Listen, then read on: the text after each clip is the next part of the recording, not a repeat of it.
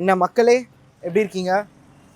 Riding season start ஆகிடுச்சு. இதுக்கப்புறமா monsoon, Ladakh and winter ரைட்ஸ்லாம் கூட பண்ண ஆரம்பிச்சிட்டோம். நம்ம யூஸ்வலாக மோட்டர் சைக்கிளிங் பண்ணும்போது கியர்ஸ் ரொம்ப ரொம்ப இம்பார்ட்டண்ட். அதில் ரைடிங் ஜாக்கெட், ரைடிங் பேண்ட், ஒரு நல்ல ஃபுல் ஃபேஸ் ஹெல்மெட், க்ளவுஸ், இது எல்லாத்துலேயுமே நம்ம ஃபோக்கஸ் பண்ணுவோம். பட் ஷூஸில் நிறைய ஃபோக்கஸே பண்ண மாட்டோம். அதுதான் நம்மளோட லீஸ்ட் ப்ரையாரிட்டியாக வைப்போம். என்னோடய மோட்டர் சைக்கிளிங் ஜேர்னி அப்போவும் நானும் அதை தான் பண்ணிகிட்டு இருந்தேன். இதுக்கு முன்னாடி நான் யூஸ் பண்ணிகிட்டு இருந்த பூட்ஸ் பேர் ஒராஸோ. அதை பற்றின ஒரு காம்ப்ரஹென்சிவ் ரிவ்யூவை நான் காடுங்களாலேருந்து எடுத்து உங்களுக்கு அனுப்பிச்சிருந்தேன். நீங்கள் பார்த்துருப்பீங்கன்னு நான் நம்புகிறேன். But it's time for an upgrade. But இன்னைக்கு before we discuss anything further, ஒரு நார்மல் ஷூக்கும் ரைடிங் பூட்டுக்கும் என்னென்ன சேஞ்சஸ் இருக்குது ஃபிசிக்கல் கன்ஸ்ட்ரக்ஷனில் அப்படின்றத நம்ம இன்றைக்கி பார்த்துடலாம். Okay, before we begin, channel புதுசுனா என் பேர் வரும். உங்களுக்கு பைக் ரைட்ஸ் எல்லாம் பிடிக்கும் அப்படின்னா சும்மா சேனல் மைண்டில் வச்சுக்கோங்க. மேபி உங்களுக்கு பிடிக்கலாம். Other than that, I hope your all doing well. வாங்க.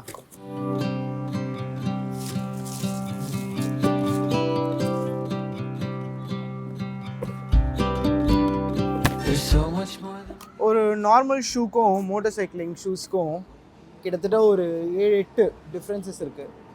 அது என்னென்னன்றதை ஃபஸ்ட்டு டீட்டெயிலாக பார்த்துடலாம். இன்றைக்கி ஒரு எஜுகேஷன் பர்பஸஸ்க்காக ஸ்போர்ட்ஸ் ஷூஸ் போட்டு ரைடிங் பண்ணுறதுக்கும் ஒரு ப்ராப்பர் ரைடிங் பூட் போட்டுட்டு ரைட் பண்ணுறதுக்கும் என்னென்ன ஃபிசிக்கல் டிஃப்ரென்சஸ் இருக்க போது, இம்பேக்டில் எந்த அளவுக்கு அது ஒரு கேம் சேஞ்சராக இருக்கும் அப்படின்றத இன்றைக்கி நம்ம பார்க்க போகிறோம். And for this video I want to thank Power Sports for giving us all the information as well as some of the shoes to shoot today. Without further ado, வாங்க டீட்டெயிலாக போய் பார்க்கலாம் என்னென்ன டிஃப்ரென்சஸ் இருக்குன்னு. இன்றைக்கி நம்ம கோடா டூர் மாஸ்டரோட ரைடிங் பூட் வர்சஸ் ஒரு normal sports ஷூவை கம்பேர் பண்ணி பேச போகிறோம். ஓவராலாக ஒரு 10 டிஃப்ரென்சஸ் இருக்குது. அதில் ஃபஸ்ட்டு டிஃப்ரென்ஸ் வந்து டோ ஏரியா. ஒரு ரைடிங் ஷூவில் டோ ஏரியாவில் ஒரு ஹார்டன்டு ஃப்ரண்ட் டோ பாக்ஸ் இருக்கும். அந்த ஹார்டன்ட் ஃப்ரண்ட் டோ பாக்ஸ் எதுக்கு இருக்குன்னா, ஒரு ரைடப்போ நம்ம இம்பேக்டில் குறிப்பாக அட்வென்ச்சர் ரைடிங் பண்ணும்போது சின்ன சின்ன கல், பெரிய பெரிய கல்லுக்கெலாம் நடுவில் நம்ம ட்ராவல் பண்ணும்போது நம்ம கியர் அப்ளை பண்ணுற இடத்துலையும் சரி, ஃபுட் ரெஸ்ட் பக்கத்தில் 2 சைட்லேயுமே வந்து கற்கள் வந்து போய் படுறதுக்கு நிறைய வாய்ப்பு இருக்குது. சம்டைம்ஸ் ஹை ஸ்பீடில் நம்மளே அறியாமல் ஏதாவது ரோடில் அப்டக்கிள் வரும்போது இந்த டோ ஏரியா பட்டுச்சுன்னா நம்ம ஒரு 100 km/h இல்லை ஒரு 80-90 km/h இந்த இடம் சாலிடாக இல்லை அப்படின்னா நம்மளோட விரல்கள் பயங்கரமாக பாதிக்கப்படும். ஸோ அதனால் ஒரு ரைடிங் ஷூவில் இந்த ஏரியாவை டிபியூ மெட்டீரியல்ஸை யூஸ் பண்ணி ரொம்ப ரொம்ப டஃப்பாக பண்ணியிருப்பாங்க. ஸோ தட் நம்ம விரல் வந்து ப்ரொடெக்டடாக இருக்கும் அப்படின்றதுக்காக. பட் நம்ம இதை விட்டுட்டு ஒரு ஸ்போர்ட்ஸ் ஷூ போட்டுட்டு ஓட்டும்போது இந்த ஏரியாவில் டஃப் அண்ட் மெட்டீரியல்ஸ்னு எதுவுமே கிடையாது. முக்கால்வாசி ஸ்போர்ட்ஸ் ஷூ வந்து ரொம்ப ரொம்ப லைட் வெயிட் மெட்டீரியலில் பண்ணணும்னு நினைப்பாங்க. ஸோ அதனால் என்ன ஆகும் அப்படின்னா இந்த இடம் ரொம்ப ஃப்ளெக்சிபிளாகவும் சாஃப்டாகவும் இருக்கும். ஸோ இம்பேக்டில் இந்த இடம் ஃபஸ்ட்டு அடிபட்டு உள்ளே இருக்கிற நம்ம விரல் எல்லாமே கூட பயங்கரமாக பாதிக்கப்படுறதுக்கு நிறைய சான்சஸ் இருக்குது. இதுதான் ஃபர்ஸ்ட் டிஃப்ரென்ஸ். செகண்ட் பாயிண்ட் வந்து ஹீல் ஏரியா. ஒரு ரைடிங் ஷூவில் இந்த ஹீல் ஏரியா வந்து ரொம்ப ஹார்டண்டாக இருக்கும். ரீசன் என்னென்னா, ஏதாவது ஒரு இம்பேக்ட் அப்போது நம்ம ட்ராமா டைம்லேயோ இல்லை பயந்து போயோ ஒரு காலை டக்குன்னு கீழே வைக்கும்போது நம்மளோட ஹீல் தான் வந்து ஃபஸ்ட்டு போய் படும். இல்லை தெரியாமல் நம்ம ஃப்ளாட் ஃபுட் பண்ணாமல் கார்னர்ஸ்லேயோ இங்கேயோ இப்படியோ ஏதாவது ஒரு விதமாக பட்டுச்சு அப்படின்னா இந்த இடம் சாலிடாக இருக்கிறதுனால உங்களுக்கு ஒரு இம்மீடியட் கிரவுண்ட் ஃபுட்டிங் கிடைக்கும். And at the same time நிறைய பேர் நடக்கும்போதே கால் அப்படி லிகமெண்ட் ரொம்ப வீக்காக இருந்ததுன்னா, இது ஒரு விஷயம் முன்னாடி வந்து காட்டுறீங்க பாருங்கள். ஸோ சம்டைம்ஸ் வந்து காலை பைக்கில் இருந்து கீழே வைக்கும்போது இப்படி ஆயிடுச்சுன்னு வைங்களேன், ஒரு ட்ராமா டைமில் அது ரொம்ப ரொம்ப டெவாஸ்டேட்டிங் ஆகிடும். நம்மளோட என்டையர் ரைடையும் பாதிக்கும். அண்ட் அந்த மாதிரி ஒரு இன்ஜுரியிலேருந்து திருப்பி வெளியில் வர்றதுக்கு ரொம்ப நேரம் ஆகும். ஸோ ஒரு ட்ராமா டைம்லேயோ இல்லை ஒரு அப்டக்கிள் டைம்லேயோ நம்ம கால் வந்து ஸ்ட்ராங் ஃபுட்டடாக வைக்கணும் அப்படின்னா ஹீல் இந்த மசிலில் மட்டும்தான் நம்மளுக்கு வந்து இந்த என்டையர் ரீஜன் வந்து சஸ்பெண்டடாக இருக்குது. ஸோ இந்த மாதிரி ஆகக்கூடாது, இப்படி தான் ஆகணும். அதனால தான் என்ன ஆகுனா, ஒரு ரைடிங் பூட்டில் இந்த ஹீல் ஏரியாவை ஹார்டண்டாக வச்சுருப்பாங்க. அந்த ஹார்டன்டு ஹீல் இருக்குல்ல, அது வந்து ஸ்போர்ட்ஸ் ஷூவில் கிடையாது. ஸ்போர்ட்ஸ் ஷூவில் ஆல்மோஸ்ட் ஃபோம் மாதிரி தான் இருக்கும்.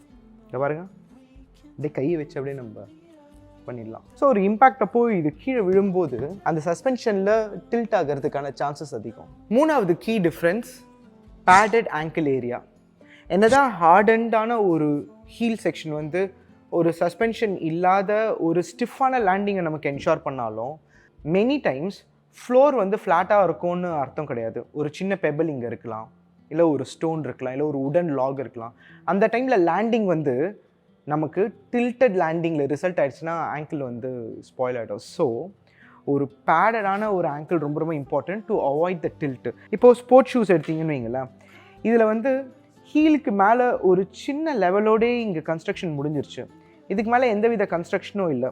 ஸோ ஈஸியாக வந்து அது டில்ட் ஆகிறதுக்கு சான்ஸ் இருக்குது. கொஞ்ச நேரத்துக்கு முன்னாடி உங்களுக்கு இன்னொரு தடவை டெமான்ஸ்ட்ரேட் பண்ணுறீங்க பாருங்கள்.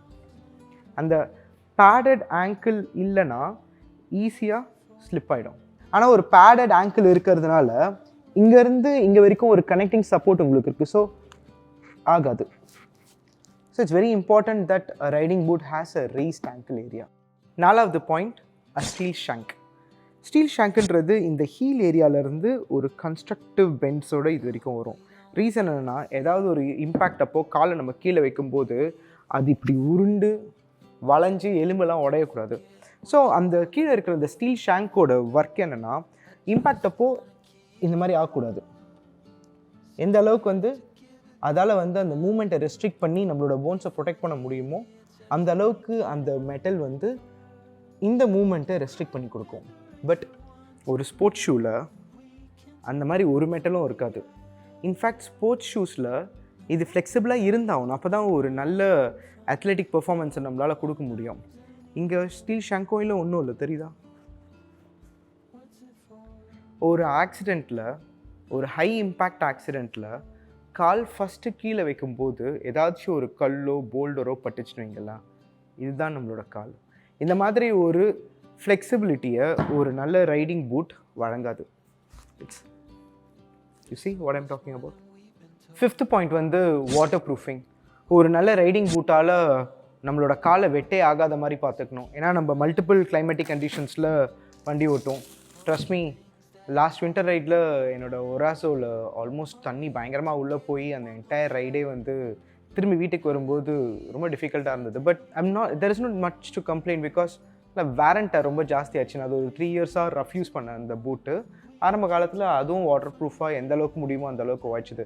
ஸோ நீங்கள் ஒரு நல்ல ரைடிங் பூட் வாங்குறீங்க அப்படின்னா எந்த அளவுக்கு அவங்க வாட்டர் ப்ரூஃபிங் பண்ணியிருக்காங்க அப்படின்றத நீங்கள் கண்டிப்பாக பார்த்தாகணும். இந்த ரைடிங் பூட்டில் வந்து பார்த்தீங்கன்னா, ஃபார் எக்ஸாம்பிள் இதில் வந்து ஒரு ஹைட்ராடெக் மெம்ப்ரெயின் மாதிரி ஒன்று கொடுத்துருப்பாங்க, புரியுதா? ஸோ எக்ஸ்டீரியரில் எவ்வளவு தண்ணி பட்டாலும் எந்த ஒரு ஆப்பர்ச்சுனிட்டியும் தண்ணி உள்ளே போகிறதுக்கு இருக்கக்கூடாது. அந்த மாதிரி ஒரு ஃபுல் ப்ரூஃப் கன்ஸ்ட்ரக்ஷனாக தான் இது இருக்கணும். அப்படியே மீறி தண்ணி இதில் பட்டாலும் இந்த வெளியில் இருக்கிற தண்ணி உள்ளே வராமல் இருக்கிறதுக்கு உள்ள ஒரு ஹைட்ராடெக் மெம்ப்ரெயின் அவங்க கொடுத்துருப்பாங்க. அது வந்து இந்த மாதிரி ஒரு இன்டேக் ஆப்பர்ச்சுனிட்டி கொடுக்குற ஏரியாவில் மட்டும் இல்லாமல் த்ரூ அவுட்டாக எல்லா இடத்துலையுமே அந்த ஹைட்ராடெக் மெம்ப்ரெயின் வந்து இருக்கணும். நீங்கள் வந்து ஒரு ஸ்போர்ட்ஸ் ஷூ பார்த்தீங்கன்னு வைங்களேன், அந்த மாதிரி எந்த மெம்பரனுமே இருக்காது. ஈரமாச்சுன்னா அது ஈரமாகும் தான். ஒரு ஈரமான ஷூ போட்டுட்டு ரைட் பண்ணிங்கன்னு வைங்களேன், கண்டினியூஸாக ஒரு ஈரமான காலில் சேத்து புண்ணு வந்துடும். அண்ட் கால் ஒரு மாதிரி ஈரமாகி வெடிப்பு விடுற மாதிரி ஆகிடும். அது ஹெல்த்துக்கும் நல்லதில்லை. அண்ட் ஒரு வேளை நீங்கள் ஒரு மான்சூன் டைப் ஆஃப் கிளைமேட்டில் ரைட் பண்ணிகிட்ருக்கீங்க, அங்கேருந்து நீங்கள் ஒரு மலை ஏறுறீங்க அப்படின்னா ஒரு வெட்டான ஷூ உங்களுக்கு ஃபீவர் அந்த மாதிரி ஒரு ரொம்ப நாஷியஸான கண்டிஷன்ஸில் கூட்டு போய்ட்டு விட்டுறதுக்கு சான்ஸ் இருக்குது. ஸோ ஒரு ஸ்போர்ட்ஸ் ஷூ வந்து வாட்டர் ப்ரூஃப் கிடையாது. 6வது பாயிண்ட், டெக்ஸ்டரிட்டி. டெக்ஸ்டரிட்டினா வளையும் தன்மை. ஒரு ஸ்போர்ட்ஸ் ஷூ நல்லா வளைஞ்சி கொடுக்கும், ஆனால் ஒரு ரைடிங் ஷூ வந்து டக்குன்னு வளையாது. இன்ஃபேக்ட் கம்ஃபர்ட் வைஸ் பார்த்தா ஸ்போர்ட்ஸ் ஷூ தான் ரொம்ப ரொம்ப கம்ஃபர்டபுள் மோட்டார் சைக்கிள் ரைடிங்க்கு கூட, ஆனால் அது சேஃப்டி கிடையாது. பட் ஒரு ரைடிங் ஷூ கம்ஃபர்ட் ஆங்கிளில் பார்த்தா it will not be as comfortable as a sports shoe, but safety multiple times இருக்கும். அதால் ஆஃபர் பண்ணக்கூடிய dexterity is very very limited. அதிகபட்சம் உங்களால் கியர் சேஞ்ச் பண்ண முடியும், கியர் கட் பண்ண முடியும், பிரேக் அப்ளை பண்ண முடியும், நிற்க முடியும், அவ்வளோதான். 7th பாயிண்ட், ஷின் போன் ப்ரொடெக்ஷன். ஷின் போன் அப்படின்னா இதுதான் வந்து ஷின் போன். ஆக்சுவலி எனக்கு இதுக்கு முன்னாடி ஒரு மோட்டார் சைக்கிளிங் ஆக்சிடெண்ட்டில் என்னோடய ஷின் போன் ஆக்சிடெண்ட் ஆனதை கூட உங்களுக்கு காட்டுறேன். Come closer. இங்கே உங்களுக்கு ஒரு கோடு தெரியுதா, தழும்பு.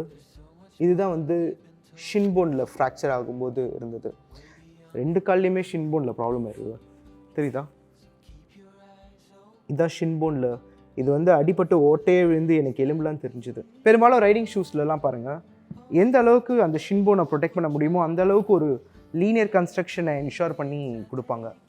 அது ரொம்ப ரொம்ப இம்பார்ட்டண்ட். ஏன்னா இம்பேக்ட் அப்போது ஏதாவது ஒரு பேரிகேட் மேலேயோ இல்லை கல் மேலேயோ நம்மளோட கால் இம்பேக்ட் ஆகிடுச்சு அப்படின்னா நம்மளோட ரைடையும் அது ஸ்பாயில் பண்ணிவிடும், ஹெல்த்தையும் ஸ்பாயில் பண்ணிவிடும். ஸோ ரைடிங் ஷூஸில் வந்து ஷின் போனுக்கு இம்பார்ட்டன்ஸ் இருக்கும். அதனால தான் ஹீலுக்கு எந்த அளவுக்கு ஆங்கிளுக்கு மேலே ரைஸ் பண்ணியிருக்காங்களோ அந்த அளவுக்கு இந்த ஷின் போனையும் ரைஸ் பண்ணியிருப்பாங்க. பட் ஸ்போர்ட்ஸ் ஷூவில் அது கிடையாது. So sports shoe doesn't offer you a shin bone protection. 7th point, double stitching. ஒரு casual shoe, formal shoe or even sports ஷூஸ்லலாம் நீங்கள் ஸ்டிச்சிங்னு ஒரு அட்டாச்மெண்ட் இன்ஜினியரிங் பார்த்தீங்கன்னு வைங்களேன், அது ஒரு சிங்கிள் ஸ்டிச்சிங்கோடு அவங்க ஸ்டாப் பண்ணிவிடுவாங்க. ரீசன் என்னென்னா, அதை நம்ம யூஸ் பண்ணி அதை உபயோகப்படுத்துகிற அந்த அட்மாஸ்ஃபியர் இருக்குல்ல, அது ரொம்ப ஹார்டான ஒரு அட்மாஸ்ஃபியர் கிடையாது. பட் நம்ம ரைடிங் ஷூஸை யூஸ் பண்ணுறது மோஸ்ட்லி ரொம்ப ஹார்ஷான கண்டிஷன்ஸில் தான். அண்ட் ஆல்சோ அது வந்து இன்ஜினுக்கு பக்கத்துலேயே இருக்கும், நம்ம காலை ஹை ஸ்பீட்லலாம் கீழே வைப்போம். ஸோ அதனால் வேர் அண்ட் டேருக்கான சான்சஸ் ஜாஸ்தி. அதனால் எல்லா இடத்துலையுமே டபுள் ஸ்டிச்சிங் தான் பார்ப்பீங்க. குறிப்பாக இந்த மாதிரி ஃபோம் பேஸ்டு ஸ்போர்ட்ஸ் ஷூஸில் ஸ்டிச்சிங்கே இருக்காது.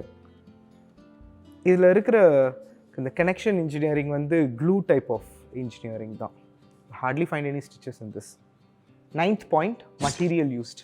யூஸ்வலாக ரைடிங் ஷூஸோட கன்ஸ்ட்ரக்ஷன் மெட்டீரியல் அவுட்டர் சைடுக்கு லெதர் அண்ட் லெதர் பேஸ்டாக தான் இருக்கும்.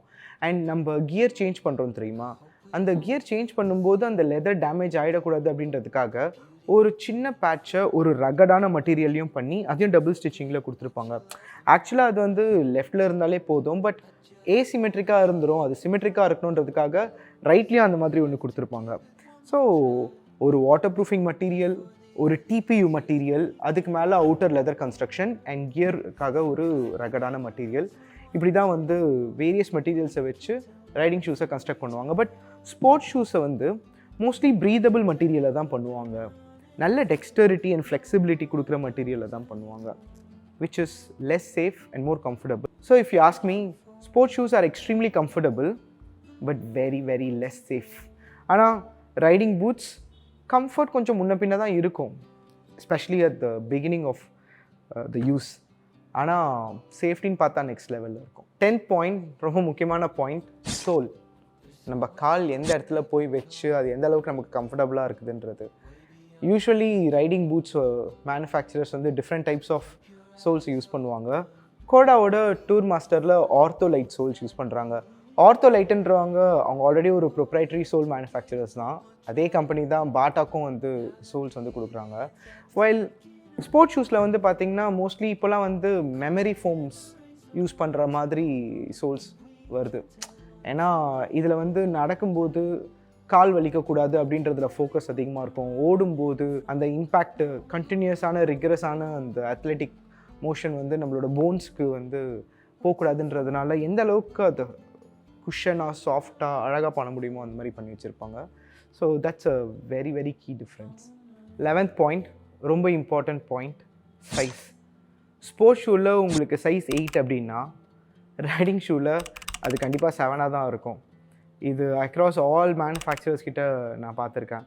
நம்மளோட sports shoe, casual shoe and formal ஷூஸ்லலாம் இருக்கிற சைஸை விட எப்பவுமே, அது ஏன்னே எனக்கு தெரியல, என்னால் அதை புரிஞ்சுக்கவும் முடியல, ஒரு சைஸ் கம்மி தான் வந்து ரைடிங் ஷூவில் வரும். ஸோ நீங்கள் ஆன்லைனில் ஆர்டர் பண்ணுற மாதிரி இருந்ததுன்னா ரைடிங் ஷூஸை ஆன்லைனில் ஆர்டர் பண்ணி வாங்காதீங்க. முடிஞ்ச அளவுக்கு ஒரு பிரிக் அண்ட் மோட்டார் ஷாப்பில் போய் அதை ட்ரை பண்ணி பார்த்து வாங்கிறது தான் advisable. Keep it in your mind. So மக்களே, இன்றைக்கி உங்களுக்கு ஒரு பேசிக் அண்டர்ஸ்டாண்டிங் கிடச்சிருக்கும்னு நினைக்கிறேன். அதாவது sports shoe in motorcycling versus riding boots in motorcycling. இன்னும் 2-3 விஷயம் இருக்குது which you need to keep in mind. ஒரு வேளை நீங்கள் வந்து ஒரு ஸ்பிரிட்டடான ஒரு ரைடிங் ஸ்டைலில், ரைடிங் ட்ரையாங்கிளில் இருக்கிற பைக் யூஸ் பண்ணுறீங்க. For example R15, KTM RC 390, KTM RC 200, இதெல்லாம் வந்து பார்த்தீங்கன்னா ஃபுட் பேக் வந்து மைல்ட்லி புல் பேக்காக இருக்கும். ஸோ ஒரு நல்ல குனிஞ்சு ஸ்பிரிட்டடாக ஓட்டுறதுக்கு ஏற்ற மாதிரி இருக்கும். அந்த மாதிரி ஒரு பைக்கை நீங்கள் ஓட்டுறீங்க அப்படின்னா இந்த டெக்ஸ்டரிட்டி இஷ்யூ வர்றதுக்கு வாய்ப்பு இருக்குது.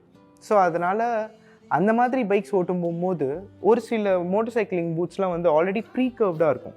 இது வந்து ஒரு touring motorcycle shoe. So race bike மாதிரி இருக்கிற பைக் ஓட்டுறதுக்கு ஆல்ரெடி ப்ரீ கர்வ்டாக நிறைய மோட்டர் சைக்கிளிங் பூட்ஸ் இருக்குது, நீங்கள் அதை தான் சூஸ் பண்ணணும்.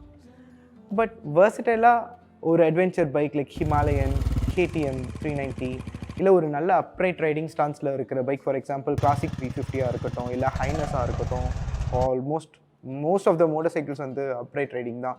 இந்த ரேஸ் பைக் மாதிரி இருக்கிற மோட்டர் சைக்கிள்ஸ் மட்டும்தான் வந்து புல் பேக் ஃபுட் பேக்ஸ் இருக்கும். பட் ரேஸ் ஃபார்மேட்டில் ஒரு ஸ்பிரிட்டடான ரைட் ட்ரையாங்கிள் இருக்கிற மோட்டார் சைக்கிள்ஸ் ரொம்ப ரொம்ப கம்மி. பெரும்பாலான மோட்டார் சைக்கிள்ஸ் வந்து either neutral set foot peg இல்லை ஃபார்வர்ட் செட் ஃபுட் பேக்கில் தான் வருது. அந்த மாதிரி மோட்டார் சைக்கிள் யூஸ் பண்ணுறவங்களுக்கு ஒரு நல்ல அட்வென்ச்சர் மோட்டார் சைக்கிளிங் ரைடிங் பூட்டே தாராளமாக போதும். I hope you will give it a thought. And ஒரு வேளை நீங்கள் வந்து ஒரு நல்ல மோட்டார் சைக்கிள் பூட்ஸை வந்து நீங்கள் ரிசர்ச் பண்ணிட்டுருக்கீங்க அப்படின்னா I really want you to try the Kota to master. அதோட ப்ரைஸ் வந்து கிட்டத்தட்ட 7,700 கிட்டக்க இருக்குது. அண்ட் பவர் ஸ்போர்ட்ஸில் இருக்குது. Give it a shot. அதை ட்ரை பண்ணி பார்த்துட்டு நீங்கள் எப்படி அதை ஃபீல் பண்ணுறீங்கன்றதை மறக்காமல் வந்து கமெண்ட் செக்ஷனில் சொல்லுங்கள். I will look forward to hear from you. எப்பவுமே ஹாப்பியாக ஜாலியாக ஃபன்னாக இருங்க மக்களே. கியர்ஸில் நீங்கள் ஃபோக்கஸ் பண்ணும்போது ஷூஸ்க்கு லீஸ்ட் இம்பார்ட்டன்ஸை கொடுத்துடாதீங்க. முதல்ல நம்மளை இம்பேக்ட்லேருந்து ப்ரொடெக்ட் பண்ணுறது நம்மளோட கைகளும் கால்களும் தான். அதை கவனமாக பார்த்துக்கணும். Bye, take care. Caught up in the race of wanting more, we can tell one